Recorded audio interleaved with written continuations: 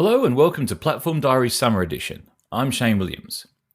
Over the summer break, it's my great pleasure to share with you some of the interviews that I conducted for my book, The Platform Owner's Guidebook. The guests are a delight and offer valuable insights on technology and strategy. I hope you enjoy these bonus episodes.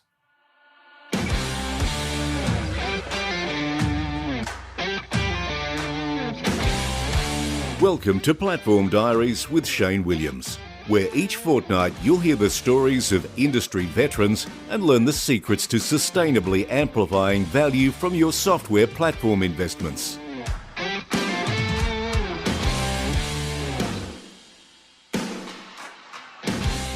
Hello and welcome to the summer edition of Platform Diaries. I'm your host, Shane Williams. Today's guest is Mike Kasparian, CIO at Forrester Research. Mike shares with me his insights into the importance of governance and demand management in successfully delivering and supporting a customer-obsessed technology vision and strategy. I hope you enjoy the interview. G'day, Mike. Thanks for joining me this morning or evening where you are. Really looking forward to catching up with you today. I know that we've known each other for a long time and I've got a lot of respect for your opinion on stuff, and I like the fact that it's not always the same as mine, which is nice. So thanks for joining me. Yeah, Shane, thanks for having me. I appreciate having the opportunity to have the discussion today. Awesome. Now, we've been talking about my maturity model for a little while and sort of a couple of evolutions of that. And I think today would be worthwhile, given your passion for it, talking about perhaps the topics of governance and demand and delivery and support. Yep. If you're comfortable, I might just jump straight in. Sure, let's go. Awesome. Yeah. So I might start with governance. I kind of feel like that's a good place to kick off. Yeah. And I always like to start with governance in terms of benefits realization and then work backwards to kind of, well, if we know what we're chasing and why and how we're going to measure success, then we work backwards to how do we do it, how do we set it up. So I'd love your thoughts on what do you think about when I say the term benefits realization rather than me leading the witness? What sort of springs to mind and how do you approach it? Yeah, so, it's interesting. I think, I think historically, years ago, we would think about only on time and on budget in terms of technical delivery. I think as it's evolved over time, as we worked with our teams, it's more organizational, right? It's whatever project you're delivering, is it delivering the outcomes that are going to be valuable for the company in general, right? And so as we've thought about it and we're doing business cases, we put together a set of outcomes that we're looking for, and then ultimately we'll then measure the project's success against not just did we get this thing up and live, right? But did we actually deliver what we expected to deliver, whether it's for our services teams, whether it's a new product to market, whatever the case may be, it's measuring the success of the project against that. And I think that's also forced us to think a little bit differently about, when we talk about realizing the benefits. Like for my team, for example, it's not just did they launch a good product, and was the quality good, and was it on time, and was it on budget, but it's also, hey, did we handle things like change management, right? And did we get the folks using it? I think, that was one of the things we've always used. It's like, look, you could develop the greatest piece of technology in the world, and if nobody uses it, it doesn't matter, right? And so it's getting the teams to think about, rather than just getting out the door, like that's step one. Right. Yeah. Obviously, you have to build a quality product, but ultimately, we're looking for outcomes for the company itself. Yeah, that's an interesting one. I mean, deliberately why in the capability model, adoption is so closely coupled on the model to governance. I think that there's a fair correlation between who's on the hook for the ultimate outcome for the organization, and then who's going to drive that behavioral change to make sure that we either have a best chance of getting the benefit from the piece of work that we're doing. Notwithstanding the market might tell us something different, but realizing benefit in terms of adoption internally, I think that's an interesting one. Yeah, well, I think it changes the mindset too a little bit of the development teams, right, and the teams that are building it out, right.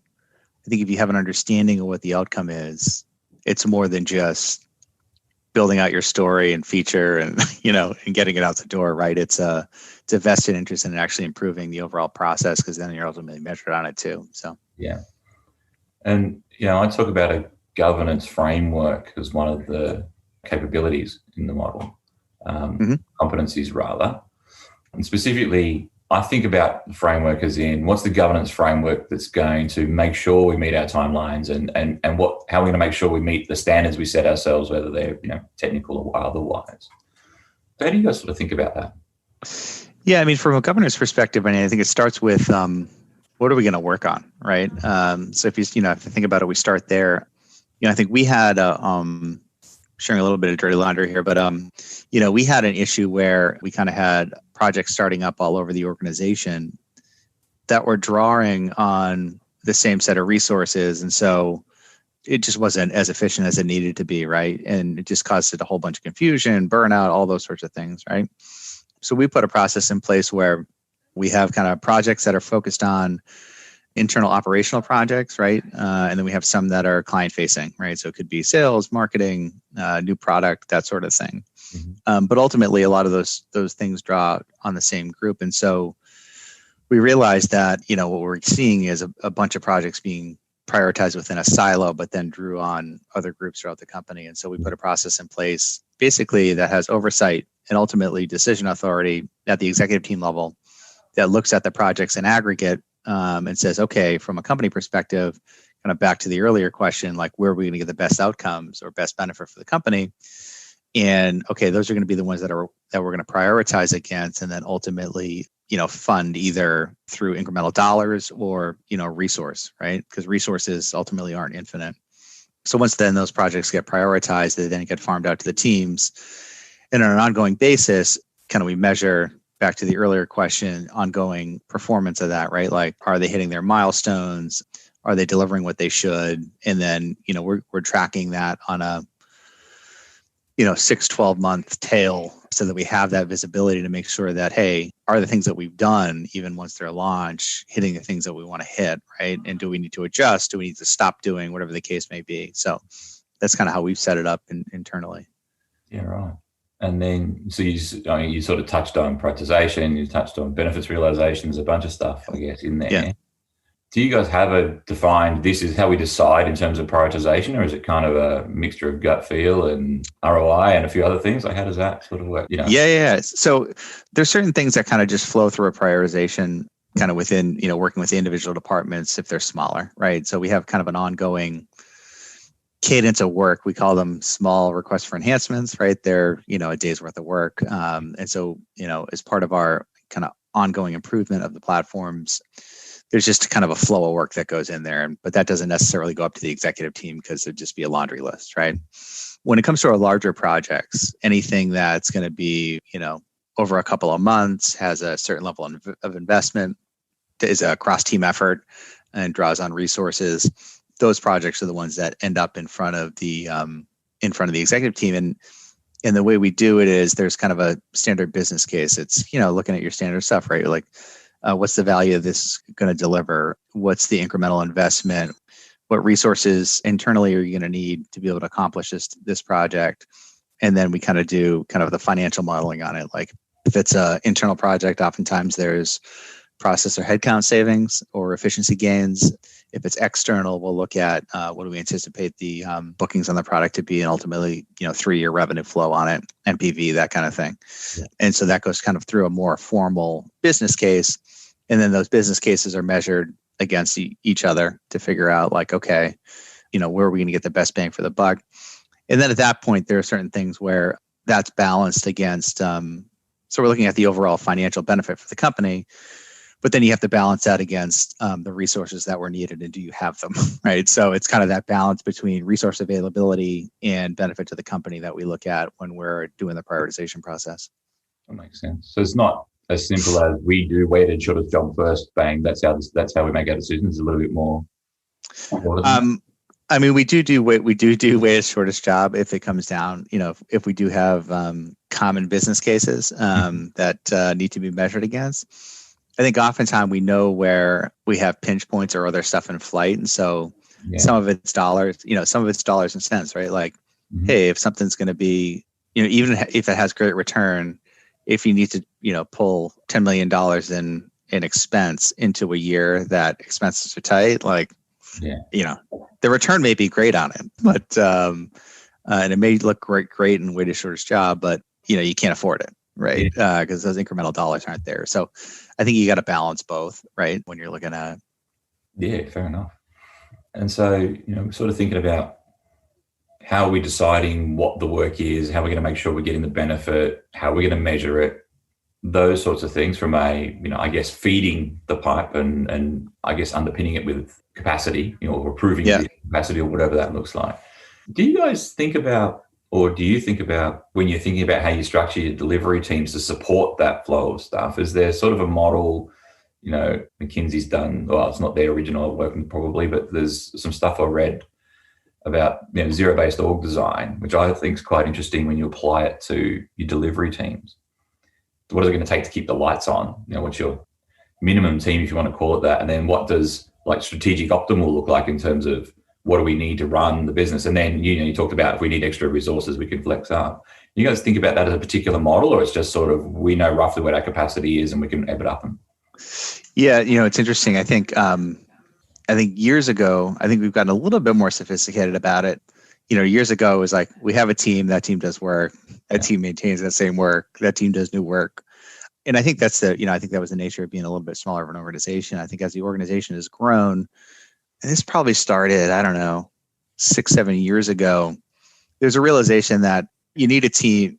I think what we're seeing and what we learned is when you have the same team is responsible for ongoing care and feeding of an application and net new projects win, hands down, right? And so, ultimately though, what that does is creates a level of technical debt that you sometimes can't take yourself out of, right? Because you're not maintaining it.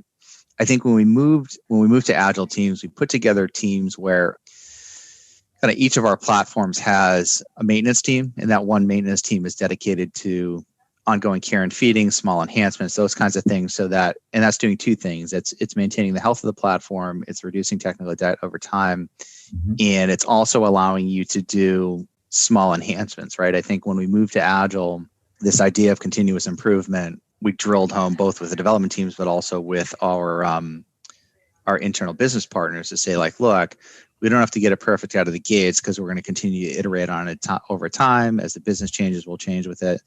And so to us, it was important to have both a maintenance team dedicated and be able to make smaller ongoing enhancements to the platform without having to spin up a project, for example. So that was critical to us. And so we built out maintenance teams for each of those organizations to be able to manage that. And then we look at it on an annual basis and figure out okay, based on the volume of tickets we have coming in and the throughput, how are we doing maintaining the backlog of, I don't think we ever want to get to a backlog of 0, but how are we maintaining the backlog? Are we keeping up with it at least? And, are we running a good pace there? And then as part of our larger projects, one of the things I've asked the teams to do is, okay, every project has incremental maintenance that it adds to a platform when you roll it out. Most projects, right? Unless you're replacing something, right? But if you're adding net new functionality that didn't exist before, that also has to be maintained. And so we'll typically add, you're not going to hire a full head for every one of those, but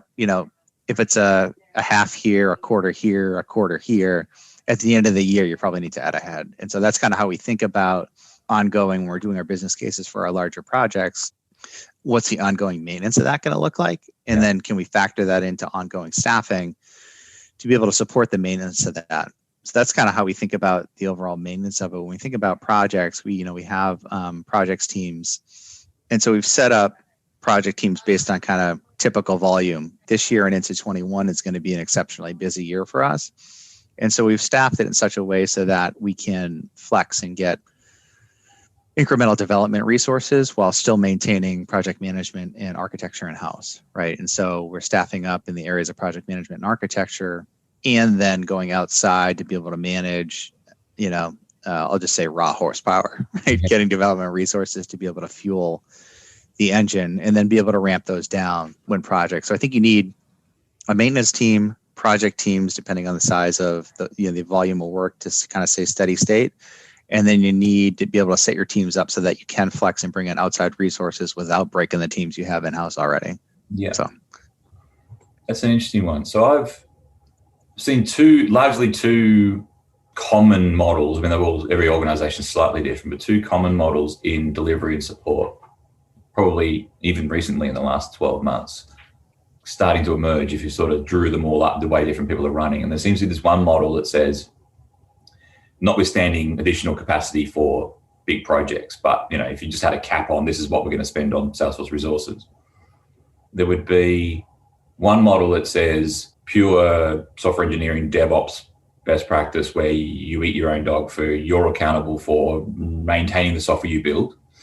And this other emerging one that seems to be, we want to remove the burden of managing from the team that's doing delivery, and we kind of have a support team and a delivery team, for lack of a better term. And I can see pros and cons in each. I personally have steered towards budget an X amount of capacity in the delivery team for support, and then make sure you do a minimum of that, which covers your backlog work. Or if you have, I guess you have to flex down the amount of capacity for delivery if something big happens, but you caused that, so you fix it type thing. And the other model I've seen starting to emerge is people saying, you know what, I think I want to take that burden and totally remove it, which I'm not putting words in your mouth, but it kind of sounds like the thinking behind where you're at. Yep. So I'm really curious. My hesitance to do that has been largely around, if I think about the types of work that we would be asking the teams to deliver, it seems to be there's maintenance and then cool new things. Mm-hmm. And if I'm trying to recruit someone to join the team, or I've got someone in the team and I want to give them an opportunity, how do I think about, hey, guess what? You're lucky you get to join the cleanup crew. How do you? Yeah. And I'm sure that's not how you'd pitch the story, but I'm genuinely curious about how you manage that. Yeah, very, very good point. So we are intentional about how we think about that because you're exactly right. Like, you need to keep people engaged, right? And people want to work on the new cool things. At the same time, the way we think about it is typically we cycle folks into the maintenance team and then we flow them into the project teams, as we continue to scale, as you get attrition, those sorts of things, right? And the rationale behind that, at least the way we've been doing it, so we bring in a lot of folks that are, new to the organization, maybe new, when I think about, we have an internship program that flows in and they kind of become BAs and then graduate to, some go the development path, some go the project management path. It kind of depends. But one of the things that we do, and we bring all of our new hires into the maintenance track and then kind of graduate them to be able to start working on projects, right? And the idea behind that is, in the maintenance track, they get exposure quickly to everything, right? And so the idea there is, how can we ramp these folks? We're trying how do you ramp folks quickly and get them exposure so that when they're on a project, they understand the kind of breadth of the platform, what touches the different parts of the platform, who are the players that are involved in it in terms of our partners across the business. And so for us, it's really a way to ramp people. And then as they grow their skill set within both, not just their technical skill set, but their understanding of our business, then we can graduate them into projects, and we start with, some of the smaller RFPs, they work on their own, and then they move up to, say they're working on a small project for, a full iteration. And then when they move on to a bigger project where they're focused on a particular new initiative, whatever it might be. And so that's kind of how we thought about it, at least in our internal applications, because there's so much business acumen somebody needs to be able to do things effectively, as well as understanding the application that we built out. The other way we've done it too is we rotate it. So on another group, we have a maintenance team, but that's a rotating team, right? So for a whole bunch of time, folks are doing projects, and then it's their turn to do the maintenance, right? And then we cycle it around. So there's a couple different approaches we take internally, but I think both have their merits. But you're right. I think for the folks who are on the maintenance teams, they ultimately want to grow, and so that's kind of come in, learn the ropes, and then we'll give you new and interesting opportunities. But that's a conscious effort that you have to take if you go that path. Yeah, that's an interesting one. I've always had this concern in the back of my head that if I'm writing this code and it's not great, I won't have to worry about it because maintenance is going to pick it up. They'll fix the problem later. Yeah. And I really want you to be accountable for your code, but I suppose there's other ways to manage that, right? Yeah, I mean, I think there's still code reviews. There's still the nice part is the managers manage both teams. So it's not like they, So like if one guy delivers terrible code, he's reporting to the same guy as one of the guys who might be on the project, right? And so there are some checks and balances there. And then we're pretty deliberate about our handoffs with the teams, obviously, pulling in both tier one through the development teams who are going to be maintaining it over time to do the reviews, to make sure that you kind of fill some of those gaps. And then obviously, the testing that we're doing and things like that as well. So interesting thought. When you say you've got your standard running cost and you got to, let's say 3 or 4 squads, right? Yep. And hang on, we got a big initiative. We know it's going to take 12 months and an additional 3 or 4 squads of people. Yep. We go to market or get a partner to help or whatever that looks like. Do you think about, hey, you know what? Why don't we get all of our internal people on the new build and backfill them in the maintenance crew? Or do you just bolt on new squads from the vendor and maintenance crew remains maintenance? Or do you sort of think about it that way? Yeah, I think it depends. It's a mixed bag because I think what we've tried to do when we bring in folks from the outside is pair them. So for example, if we have a team of 4, 2 internal, 2 external, right? So that you get the internal business knowledge while still being able to ramp up horsepower.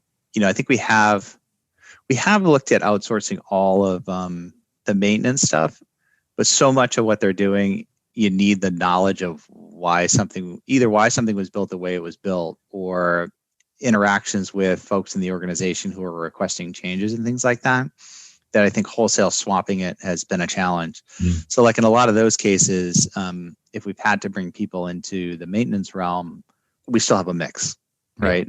We still have a mix of people because I think it's hard to wholesale hand something off, at least based on what we found. So fair enough.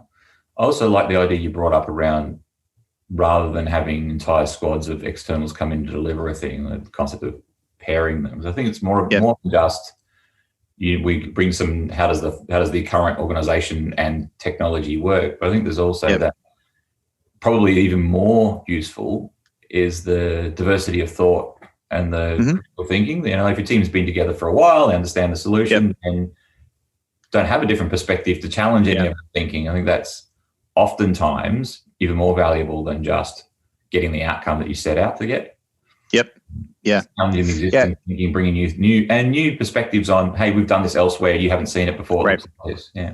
And we've done that a bunch too, which is nice because I think one of the things, like when you bring in, when we brought in net new platforms, you may have a team that's proficient in Salesforce but may not know a different bolt-on, right? Whether when we looked at like a CPQ application, for example, and CLM, our guys knew Salesforce, but they didn't know CPQ. And so pairing them, this is an interesting one, actually. We work with an outside firm to basically upskill our guys, right? Like, guys, here's how the application runs.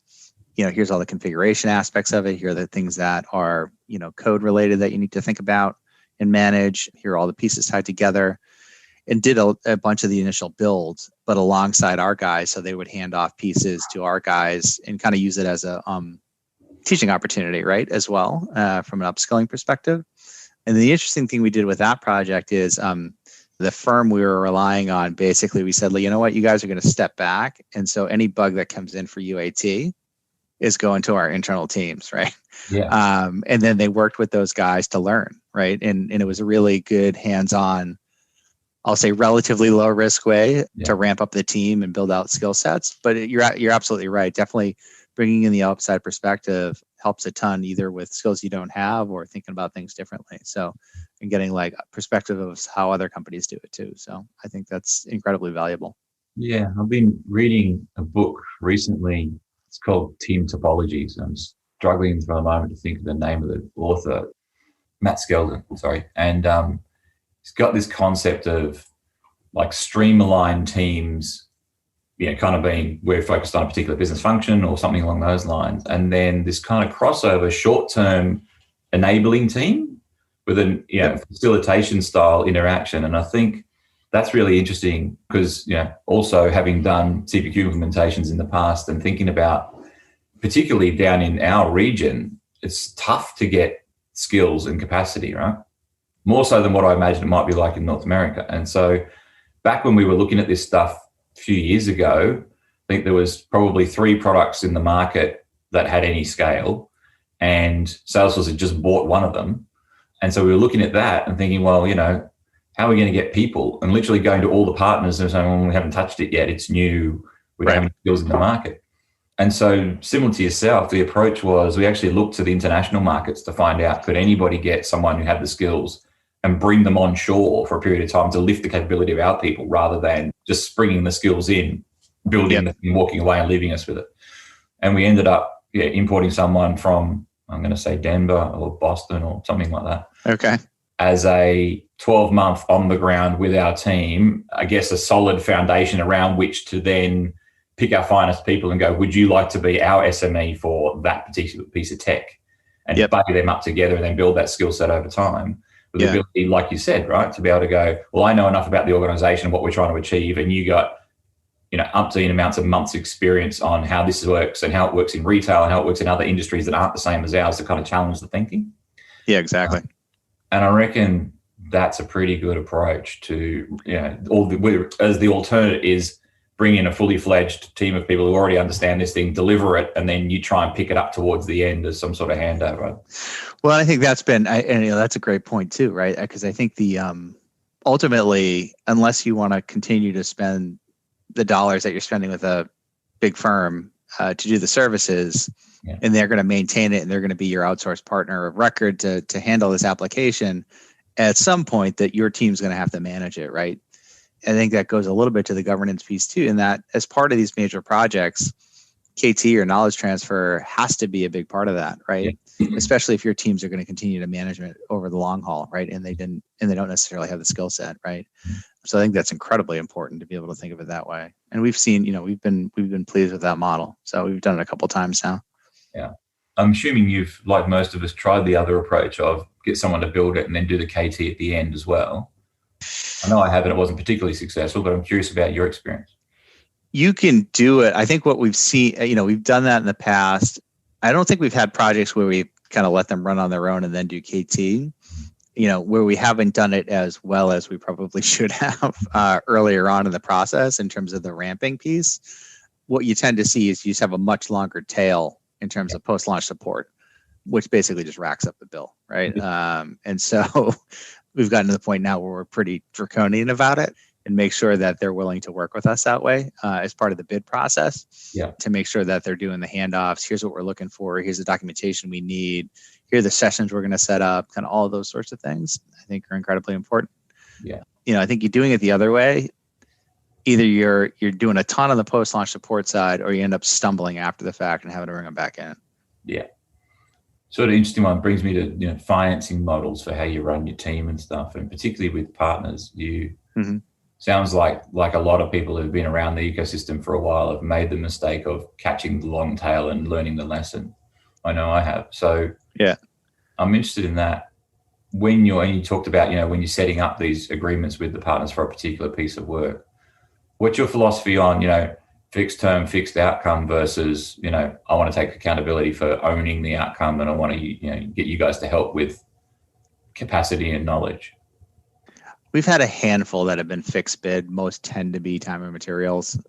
I think, though, as part of the scoping exercise, if we're going time and materials, we get pretty granular about the different pieces and holding them accountable to those milestones, of which one is knowledge transfer, right? So that's, knowledge transfer, post-go live support, kind of all those things. I want to know the price tag up front and knowing that, and then on a weekly basis, like, hey, what's our run rate look like? Are we on track?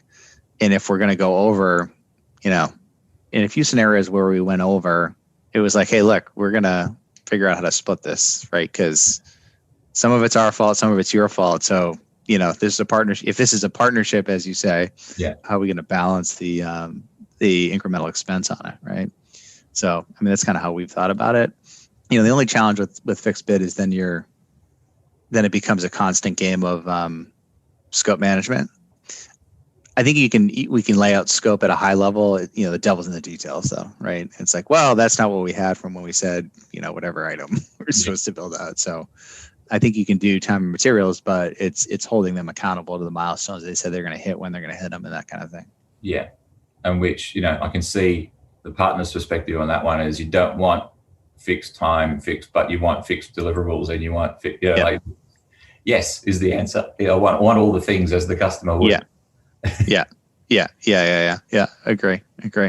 And I can see it from the vendor's side too, right? Like, you think about, this could be an infinite bucket of capacity that I need to sell you, but you want a fixed price, and I don't know what I'm staring into. But no one wants to get into that. Let's start having the debate about, is that in scope, is that out of scope? Or no one wants to deliver the thing that you didn't really need just because that was on the original template and stuff. So I think, that we could talk about that for hours, just that topic, I think. But yeah. No matter how many conversations you have up front, you're never going to scope out everything you need, and all the details not going to be out, right? And that's fundamentally against about how we do agile development. So, like, inherently, it's going to have to ebb and flow. But I think, managing to general timelines, being transparent about cost, being transparent about run rate, and all those sorts of things is really the critical piece. And I think you can manage it that way. And frankly, I'd rather have a little bit more of the flexibility to say, okay, here's what you're looking for, because it then becomes a question, even with the business, to say, look, the original discussions we had around requirements have gotten 5x as complex. Here's a price associated with that, and here's the timeline associated with that. Can you live with the 80% in the original timeline and the original cost, or do you need all this extra stuff? And is that really going to be impactful for the impact it's going to have from a financial and time perspective? So I think I'd rather be in that conversation to be able to weigh the pros and cons, because it's not so different, frankly, from the cost we incur to do projects internally, right? Yeah. We're still paying those resources. It's just through a paycheck, not an invoice. So right. We're talking about our internal people now, and I think there's any number of different variations on how people think about financing models for internal teams, whether it be project-based funding, or it becomes some sort of OpEx-based, capped amount and so forth.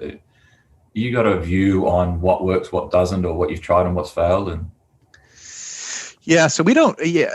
We haven't gone to a chargeback model. I think we have kind of running state, right, which includes maintenance and some project bandwidth. I think where we take into account the resource piece in terms of utilization, and this is relatively new for us, but tied to the business case, tied to the prioritization.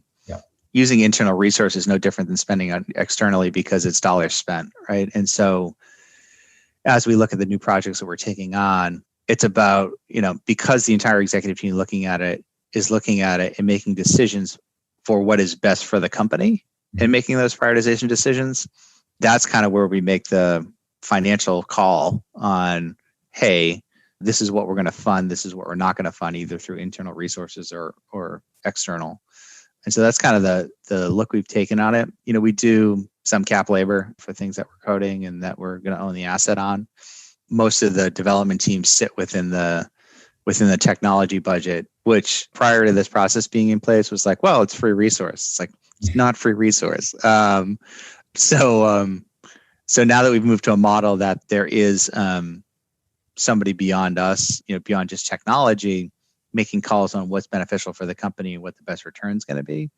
I think we kind of have the check and balance there. And so I kind of manage it from an OpEx perspective within the technology world. Oftentimes if we're funding outside of kind of the core operating budget, or we need to hire a team and it's, tied to an initiative, for example, we kind of look at that at the corporate level and say, okay, do we kind of have a pool of dollars that we manage at the corporate level and say, okay, for the dollars for this year that we have in the initiatives, is this where we want to spend? And it's often tied to, an initiative that somebody else in the company is working on. So, they're backing it. So it's an interesting one. If you think about what I think I heard, it's kind of like I'm going to put words in your mouth, so tell me when I'm wrong. Yeah. There's kind of a high water mark of roughly the amount that we have for our fixed costs for our team. And we're using the governance process to debate which piece of work is more relevant or is better return or whatever that looks like to feed into the fixed pipe. But there's the ability to flex above that based on what comes out. So when you're talking to, we've kind of prioritized what fits into the pipe and this is over and above, do you end up in debates between stakeholders to say, well, mine should just go in the pipe and that person's is extra? Or is it just kind of that's a corporate level decision to just add more capacity? So we look at it holistically. So essentially what we do is we roll up everything. I'm saying for the major projects, I'm not talking about smaller, kind of maintenance stuff, but for the major projects that are going to take a team for a duration, for example, say it's a 6-month project, whatever. We basically look at that. I think this is one of our problems is if you don't look at it and make decisions at the executive team level for those resources, once a month, then you get this siloing of, everybody wants their piece, right? And so we look to say this is what we have for capacity. This is what we can fit through the pipe. So which two are most important? Yeah, that's your choice, right? It's not technology's choice. I can certainly weigh in on it, but for the company, which ones are the two most important? And then if we want to bring on a third, do we want to spend that money? So the number third project has to make, basically then as a company, we need to decide whether that's something we want to fund or not. Yeah. But you do we do the stack ranking first. Number 1, number 2 flow into the projects, the existing teams we have, and then any overflow above that, you weigh the merit of what the company's designated as the third most important project, and do you want to spend it on it? Yeah, that makes sense. So then it's not a case of, oh, well, if your part line of the business wants to pull the money out of your own budget to fund number 3, you can have it. It's more of still deciding this holistically. Yep. And I think that's a little bit of maturity we've gotten over the last couple of years. And I think actually works a lot better because it gives visibility about what all the teams are working on.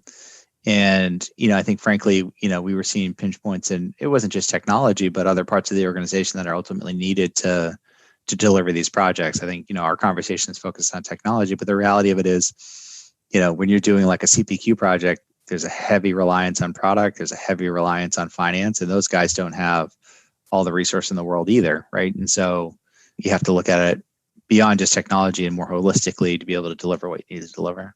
Yeah, I'm seeing too many times where you've got, why does that business unit get all the love? And the answer is, well, actually, they're paying for it out of their own budget. You just don't have the money to spend. That's why you don't get it. And inevitably, this isn't working for us because we can never get anything done.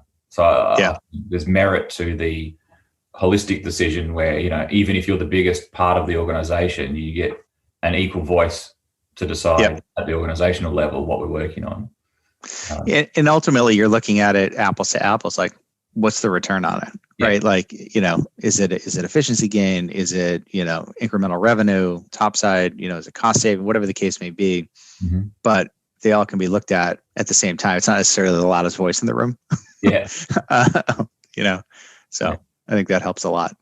Now, one of the things I often think about is like a maturity model for, I guess, the platform itself in terms of, how much investment is needed to support business as usual, how much investment is needed to support, as you say, as the solution gets developed, you start to accumulate tech debt. How do you pay that down? Things like that. Have you ever thought about, and the reason for asking is I'm trying to work through my head, what does a maturity model look like in terms of, I feel like there's multiple stages. There's kind of this, everybody invests a big amount up front to stand it up and then realizes that actually there's probably a second big wave, which is all the stuff that got kicked out of the first project. And then there's kind of a, right now we need to continually invest in this platform, and some organizations will sort of drop off, realize they're in a world of hurt and have to build a second big spend to come back out of it again. And then the investment of new capability versus fix your tech debt and all those are always different at different times. Have you ever put your thought into what that looks like, or have you just kind of off the cuff got a view on how you think about it?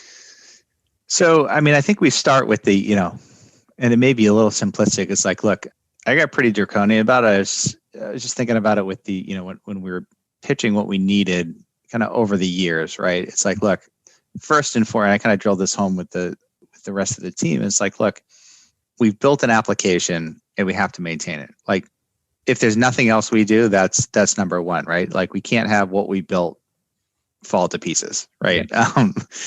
And so that's kind of, I take that off the top, right? Like, what are the heads we need to maintain the platform and keep it healthy and continue to make smaller improvements on it? Anything above that then becomes incremental, right? So if I think about it, each of the teams has a maintenance team. And then over time, depending on, we've kind of got to a steady state in terms of project work and incremental enhancements, sorry, not incremental enhancements, the larger enhancements that we need to do over the course of time. But I've always maintained as the baseline, like there's a tax, right, that each platform has, and that's called maintenance. And that takes up a certain amount of time. And that continues to grow, right? With every new project you bring on, that continues to grow, right? And so if we're not going to hire, that means we take somebody off a project team to maintain what we have, right? Yeah. And I would say the one good thing is I think that we've drilled that home enough across the board to say, like, look, and we built it into the business case to say, look, we put these projects in place. We need a new head on the maintenance side. Let's put that in. And then from there, I think we've gotten to kind of a steady state with some of our project teams. But, we're in a case right now where a lot of it's driven by just initiatives that are coming down the pipe, right? And we look at, hey, and because we're looking at it at the company level, like people can see the train of upcoming projects and say, okay, here's the teams we have. Here's what it would look like based on just the volume of work.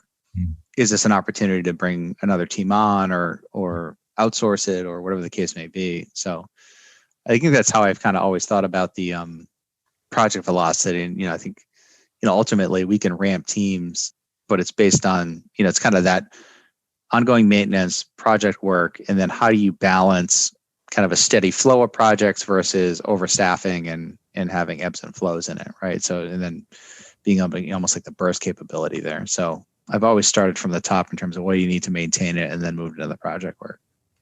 Yeah, it makes sense. I've been toying with this analogy, which seems to resonate with execs, which is if someone puts a business case in front of you that says, build this thing and there'll be savings on the end of it, you really want to check that, because if the savings are, hey, we'll build this and then the team to run the solution will get smaller.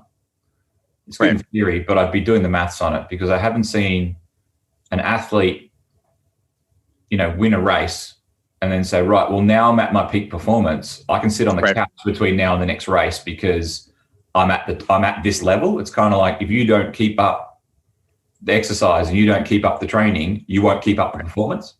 Right. That's exactly right. And so, standing still is actually going backwards. Oh, absolutely. I mean, you think about how, especially in the SaaS world, whether they're doing, 3 releases a year or there's changes, security is changing, right? Like those are all things that need to be managed, right? Like you can't not manage it. And so, the doing nothing is not an option, right? There's stuff that you're just automatically on the hook for, especially when you start to think about the ecosystems of applications around some of these larger players. There's always new stuff coming in. There's always things being connected or disconnected or, so there's, without doing anything, there's just a bundle of work that has to get addressed over the long haul. So to your point, yeah, you're right. Standing still is not an option. That is going backwards. Yeah. The other one I like to use is, when was the last time you saw a Coca-Cola ad? People are like, well, they're all over buildings or all the rest of it. And go, yeah, but they're number one. Why would they advertise? Right. Yeah, exactly. Yeah, if you're and they're all number one. It's like, well, they don't stand still because they know that they've got, it costs money to maintain your brand and maintain your brand awareness, right? Right. Mate, I appreciate the amount of time you spent with me today, and I love the fact that we could debate stuff. We don't necessarily have to come from the same perspective. So thanks very much. All right. Thanks, Shane. Appreciate it. You've been listening to Platform Diaries with Shane Williams. For more information or to contact Shane, please visit shanewilliams.com.au. Until next time, thanks for listening.